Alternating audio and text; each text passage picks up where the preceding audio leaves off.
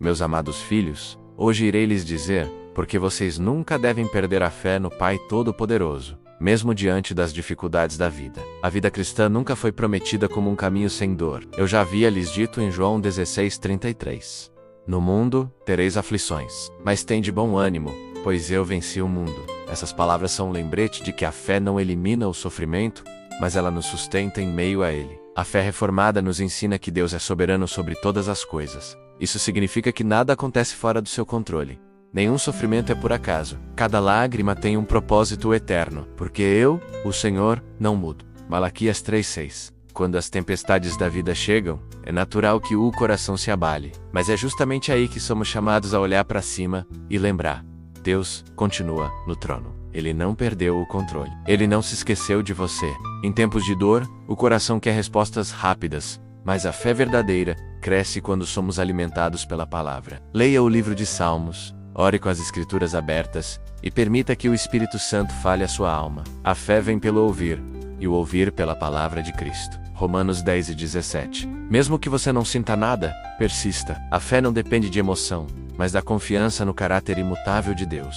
A fé reformada nos ensina que Deus não desperdiça sofrimento. O apóstolo Pedro nos lembra: portanto, alegrem-se com isso, ainda que agora, por algum tempo, vocês precisem suportar muitas provações. Elas mostrarão que sua fé é autêntica. Como o fogo prova e purifica o ouro, assim sua fé está sendo experimentada, e ela é muito mais preciosa que o simples ouro. Isso resultará em louvor, glória e honra no dia em que Jesus Cristo for revelado. 1 Pedro 1:6 e 7. As provações são o fogo que purifica a fé. Deus usa o sofrimento para nos moldar à imagem de Cristo, para remover o orgulho, a autossuficiência e a confiança nas circunstâncias. Pergunte a si mesmo nas lutas: o que Deus quer ensinar-me através disso? Em vez de perguntar por que eu, comece a perguntar para quê, Senhor? A maturidade cristã surge quando paramos de lutar contra a soberania de Deus e começamos a cooperar com ela. Mantenhamos o olhar firme em Jesus, o líder e aperfeiçoador de nossa fé.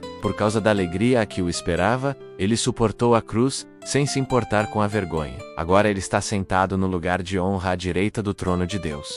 Hebreus 12:2. Quando os olhos se fixam em Cristo, as circunstâncias perdem o poder de nos paralisar. Fixe os olhos em Cristo, não nas circunstâncias. Em tempos de desespero, evite alimentar o medo com comparações, notícias ou murmurações. Tire um tempo diário para silenciar o coração diante de Deus. Ore, ouça louvores centrados em Cristo e fale com irmãos de fé. A comunidade é um instrumento de Deus para nos sustentar.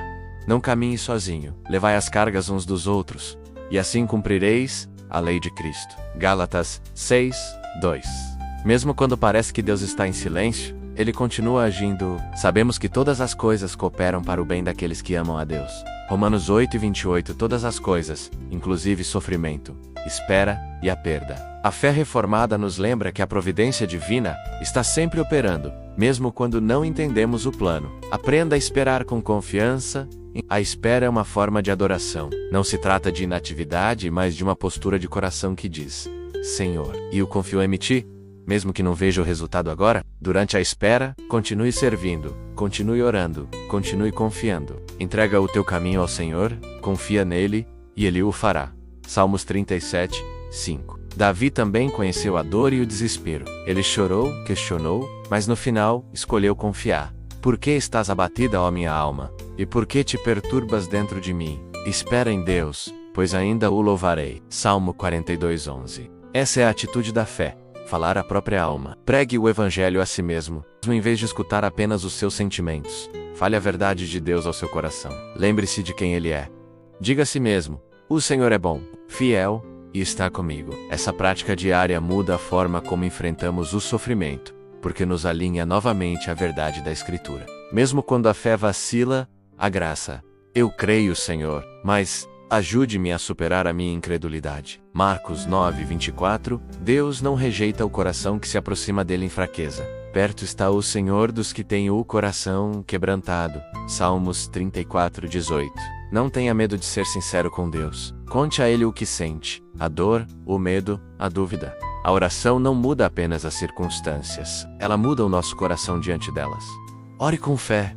mesmo que pequena. Deus usa até a fé do tamanho de um grão de mostarda para mover montanhas. Porque a sua fé é muito pequena, respondeu Jesus. Eu lhes digo a verdade, se tivessem fé, ainda que do tamanho de uma semente de mostarda, poderiam dizer a este monte, mova-se daqui para lá, e ele se moveria. Nada seria impossível para vocês. Mas essa espécie não sai senão com oração e jejum. Mateus 17:20. A fé reformada nos ensina que tudo o que Deus faz é para a sua glória e o nosso bem. Mesmo as tempestades têm um propósito redentor. Ainda que eu ande pelo vale da sombra da morte, não temerei mal algum, porque tu estás comigo. Salmos 23:4. A fé verdadeira não foge do vale, mas caminha por ele com os olhos fixos em Cristo. Testemunhe da fidelidade de Deus. Compartilhe com outros o que Deus tem feito. Mesmo nas lutas, quando você fala das obras de Deus, a sua fé é fortalecida e a glória de Deus é manifestada. A sua história pode ser o consolo que outro irmão precisa para não desistir. No final,